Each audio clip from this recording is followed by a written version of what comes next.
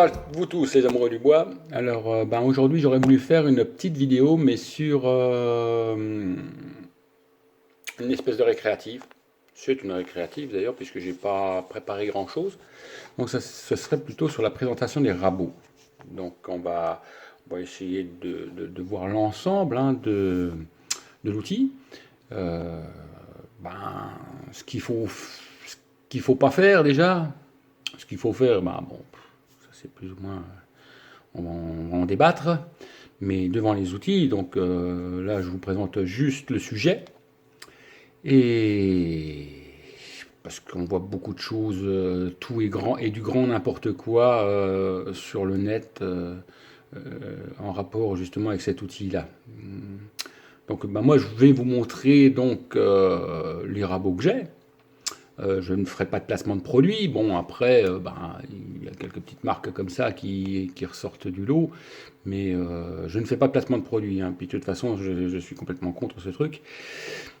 Mais je vous expliquerai donc comment la différence entre l'un et l'autre, puisque bon, j'ai l'avantage d'en avoir un qui est très vieux et puis qui a déjà pas mal de temps que je l'ai.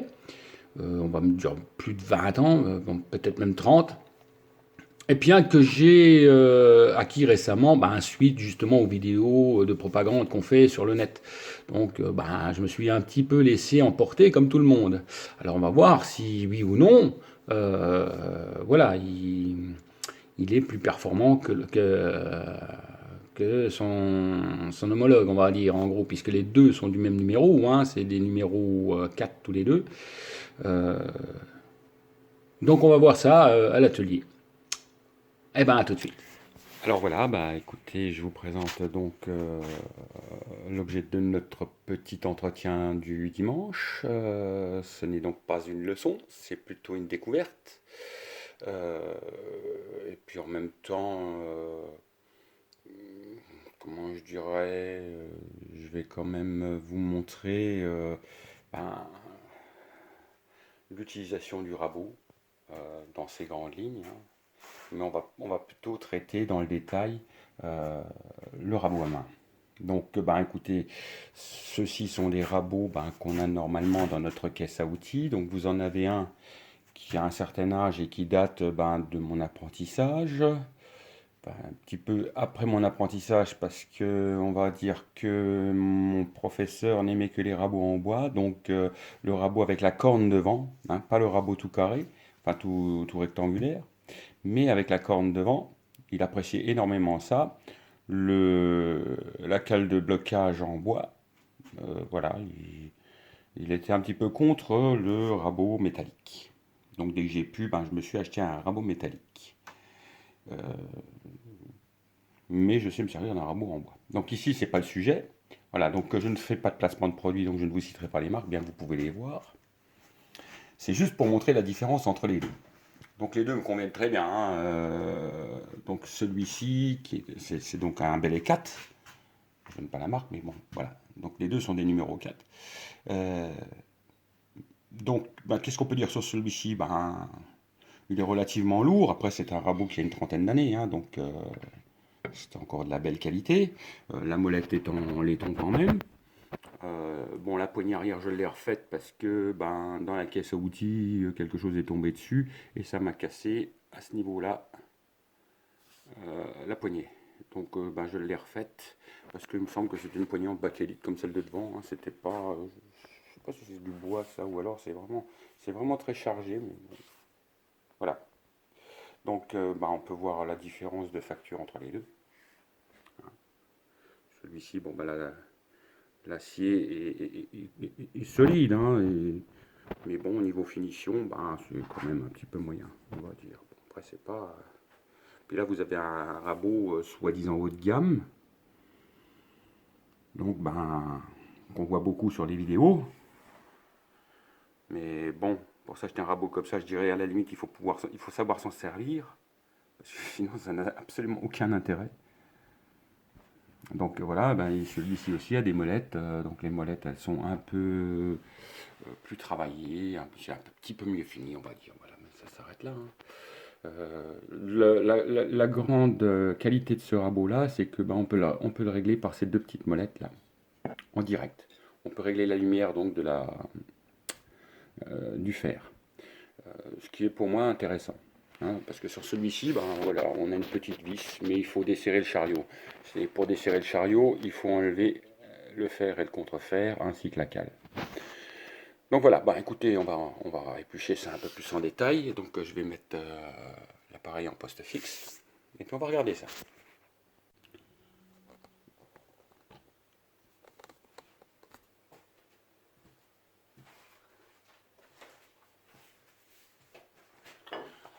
Alors, on va faire un petit peu, pas une terminologie, mais on va démonter le rabot et puis regarder un petit peu ce qu'il a dans le ventre. Hein, en gros, on va virer la cale sur le premier déjà. Voilà, on vire la cale. Et là, on a un fer, un contrefer. Voilà.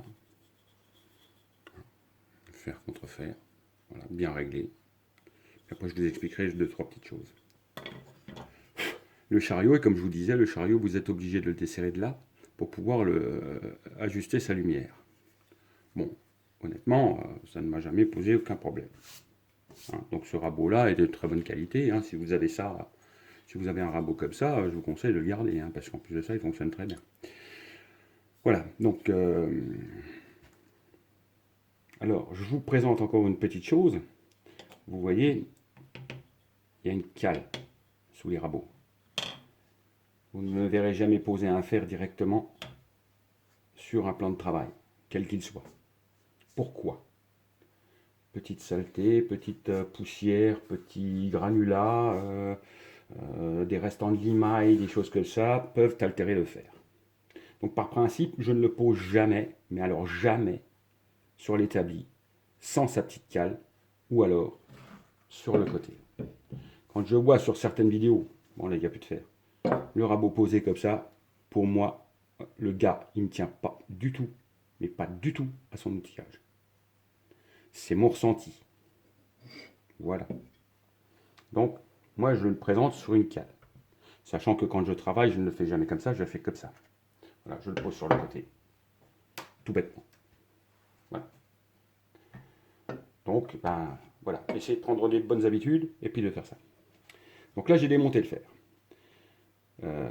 Donc, on voit bien le fer et le contrefer légèrement courbé. On va faire la même chose sur son copain. Voilà. J'enlève donc la cale. Voilà, j'enlève la cale. Et j'extrais le fer. Alors, que peut-on observer? Tout simplement que le fer sur le haut de gamme est beaucoup plus épais. Hein, il est beaucoup plus épais que sur le rabot un peu plus basique. Au niveau du contrefer, ça ne change rien. À mon sens, ça ne change rien. Maintenant, on va pouvoir observer par exemple que le contrefer est affûté. Alors, exclusivement sur celui-ci, parce que celui-ci est beaucoup plus âgé, donc on voit bien, je ne sais pas si vous le voyez, mais j'ai un léger chanfrein. En fait, je n'ai qu'une arête qui touche le fer sur le devant. Je n'ai qu'une seule arête qui touche sur le fer de devant. Ce n'est pas tout le plat du fer qui tient. Parce que quand vous allez serrer, là, il y a une déformation qui va se créer. Et donc, le fer va légèrement se resserrer. Si vous avez un peu de jour entre le fer et le contrefer, le rabot va bourrer. C'est-à-dire qu'en fait, le copeau va se fixer entre et ça ne sera pas bon. Donc, je vous conseille de mettre un petit coup de lime là, ou plutôt de meule, mais alors sur le plat, parce qu'il faut que ça soit vraiment coplanaire avec votre fer. Sinon, si vous avez un peu de jour entre les deux, là, c'est sûr, ça va brouter. Celui-ci qui n'a pas été affûté, il est bien en contact, mais sur une plus grande surface. Donc à la longue, avec l'affûtage, je vais réussir à créer un biseau qui sera beaucoup plus long, un peu comme celui-ci. Et donc je n'aurai plus qu'une seule arête qui va toucher sur le dos. Voilà. Ça, c'est une des conditions pour que votre rabot fonctionne impeccablement bien. Hormis l'affûtage, parce qu'on mise beaucoup sur l'affûtage, mais le contrefer, c'est très important. Autre petite chose, bon, je vais en prendre qu'un seul. Hein. Autre petite chose, vous verrez sur celui-ci, qui est donc un petit peu plus âgé, que le contrefer est poli. Alors, pourquoi je polis le contrefer et que je l'affûte comme un fer, hein, comme le fer en fait, hein. Je lui passe un coup de pierre comme le fer. Tout simplement pour qu'il soit le plus lisse possible, pour que le copeau puisse s'enrouler sans être accroché, sans que la poussière qui pourrait se coller sur le fer parce que vous avez des aspérités ne puisse freiner ce fameux copeau et le bloquer et empêcher en fait qu'il s'enroule gentiment. Voilà. Donc ça, c'est tout ce que je peux dire sur le fer à peu près, hein. Bon, après, effectivement, il y a une question d'angle, il faut respecter les angles, hein. Donc ça, c'est de l'affûtage. Mais pour ceux qui savent déjà affûter et tout ça, bon, c'est pas le sujet, c'est surtout vous dire pourquoi des fois les rabots ne fonctionnent pas bien. Donc ben, là, on a donc un fer qui n'est pas très épais, hein. Alors pour le démonter, moi je prends la cale. Je prends pas de tournevis, je prends la cale et je fais ça. Voilà. Et ça va tout seul. Vous n'avez pas besoin de serrer ça comme un sauvage, hein. Voilà. Vous le mettez sur le côté pour ne jamais que le fer touche, hein. Ne faites pas ça. Faites comme ça, pour pas que le fer touche, et vous le sortez. Voilà. Donc vous pouvez voir que mon contrefer ici, il est affûté aussi. Donc voilà, donc l'angle il est légèrement vers l'intérieur comme ça. Il n'est pas plat, hein, j'affûte pas à plat. J'affûterai pas par exemple sur la pierre comme ça à plat, mais plutôt comme ça. Vous voyez, avec un léger angle entre les deux. Pour que justement vous n'ayez que la simple arête de devant, juste cette arête là, qui soit en contact avec le fer. Donc voilà, après pour le réglage. Donc, hormis l'affûtage classique de votre fer, n'est-ce pas? Voilà, celui-là il mériterait d'être un petit peu rafraîchi. Donc voilà, pour le montage, bah, vous faites l'inverse, vous le mettez comme ça, vous l'inclinez, et là, vous lui laissez. Moins vous allez laisser en fait de fer, plus vous allez avoir du petit copeau. Je m'explique, plus il va s'enrouler rapidement. Hein, moins vous ferez... En fait, quand vous le réglez finement comme ça, c'est plus pour faire de la petite prise que de la grosse prise. Si vous voulez enlever beaucoup de copeaux, vous pouvez le reculer beaucoup plus loin. Enfin, quand je dis beaucoup plus loin, c'est pas excessif, hein. Voilà. Mais plus vous allez le mettre devant, plus vous allez faire en fait de la poussière, comme dirait l'autre. Donc c'est plus pour faire de la finition. Quand vous avez un minimum de fer présent devant, c'est plus pour faire de la finition. Parce que c'est lui qui va vous permettre d'enrouler plus facilement le copeau. Ainsi que la lumière, hein. La lumière joue beaucoup. Donc on va en parler de la lumière aussi, hein. Voilà. Mais sachez que la présence du contrefer est importante pour ce genre de choses. D'ailleurs, sur certains fers à dégrossir, vous n'avez même pas de contrefer. Hein, j'avais des vieux rabots en bois où il n'y avait même pas le contrefer. C'était juste pour arracher de la matière et puis voilà. Donc, on peut le régler comme ça. Voilà. Après, bah, pour le resserrer, bah, je fais pareil. Je reprends ma cale et je serre tout bêtement avec ma cale. Voilà pour ce qui est des réglages. Maintenant, au niveau du chariot. Alors, au niveau du chariot, plus la lumière va être grande, plus vous allez dégrossir aussi. Plus vous allez réduire la lumière, et plus en fait, vous allez avoir la semelle de devant, avant de rencontrer le fer, avant de rencontrer l'outil de coupe en fait, va être toujours contraint à être appliqué, enfin à être plaqué en fait, voilà, c'est plutôt ça le mot, plaqué. Donc ça va permettre au copeau de s'enrouler plus rapidement. J'essaie de bien me faire comprendre, hein, parce que c'est pas évident à expliquer et je ne pense pas que beaucoup l'aient expliqué. Donc ça c'est surtout pour la finition. Et plus vous allez vouloir enlever, dégager du gros copeau, plus il va falloir ouvrir votre lumière. En fait, tout est proportionnel. Après, c'est les essais qui vont vous dire que voilà, ça marche mieux comme ça ou ça marche mieux comme ça. Mais sachez bien qu'il faut quand même jouer sur la lumière. C'est un réglage de base du rabot. Ensuite, on va remonter la bête et puis je vais vous expliquer 2-3 choses pour le maniement. Je ne veux pas faire un cours, hein, donc je ne fais pas un cours non plus, parce que quand je ferai un cours, ben, je vous mettrai en fait, comment ça s'appelle, en situation. Voilà. Donc vous voyez, là je remonte merde, c'est pas le bon, excusez-moi. En fait ça monte dessus. C'est excellent. ça monte dessus.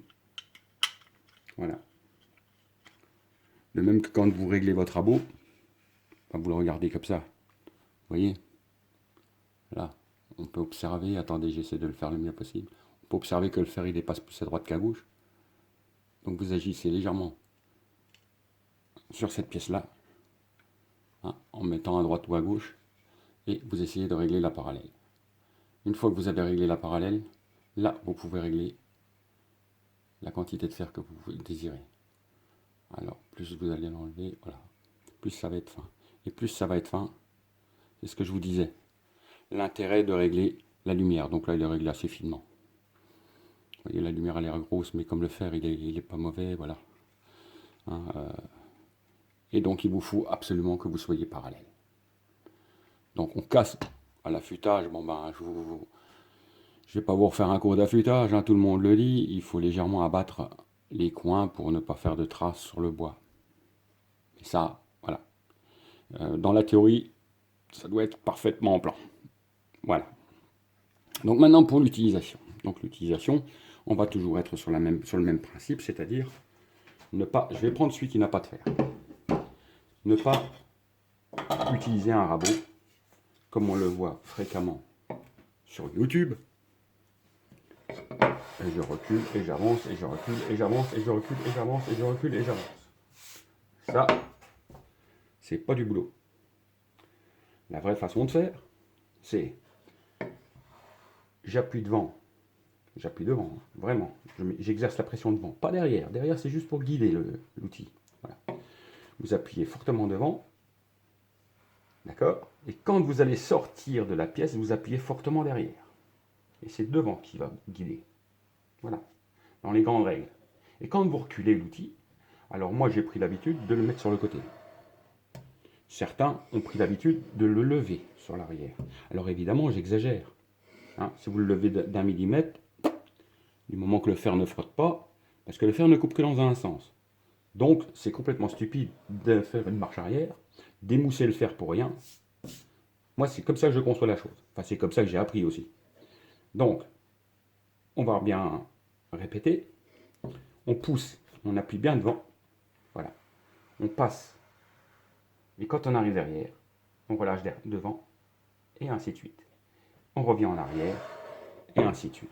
Voilà, on pousse devant, on repousse derrière, et ainsi de suite. Voilà. Bon, évidemment, hein, dans le sens du fil. De même que quand vous rabotez dans le sens du fil, vous n'êtes pas obligé de raboter comme ça. Vous utilisez la technique de l'arbre hélicoïdal de la raboteuse, puisque de toute façon, c'est un peu le principe. Enfin, moi, j'ai toujours appris à raboter comme ça. Mettez-vous légèrement de diagonale. Voilà. Déjà, vous aurez un petit peu plus de surface de référence, parce que sinon, personne ne vous empêche de faire des creux et des trous dans le sens là. Bien qu'on bornois, hein, mais c'est plus facile comme ça. Vous la tenez légèrement inclinée, comme ça votre coupe se fait progressivement dans le fil du bois. Et ainsi de suite. Voilà, moi je fais comme ça. Même quand je rabote droit. Voilà, je me mets légèrement en biais. Alors je ne sais pas si ça vous a beaucoup aidé, mais voilà. Donc n'oubliez pas, hein, vous voyez, mes rabots je les pose toujours sur le côté. Et je vais vous dire la même chose pour les ciseaux à bois. Hein. Quand vous voyez les ciseaux à bois posés à plat comme ça sur l'établi, pour moi, vous n'êtes pas un menuisier. Voilà, quelqu'un qui tient ses outils fait ça. Alors dans un autre atelier, j'avais une petite boîte quand je faisais de la sculpture. Et je posais mes gouges comme ça. Et là, pas de problème. Il est à l'envers, il est à l'endroit. Votre fer est protégé. Alors c'est juste une petite base. Mais je pense que ça valait le coup d'être souligné. Donc ça, c'est ma petite intro du dimanche matin. Voilà. Si je me suis un petit peu mal exprimé, excusez-moi, mais il est de bonne heure. Allez.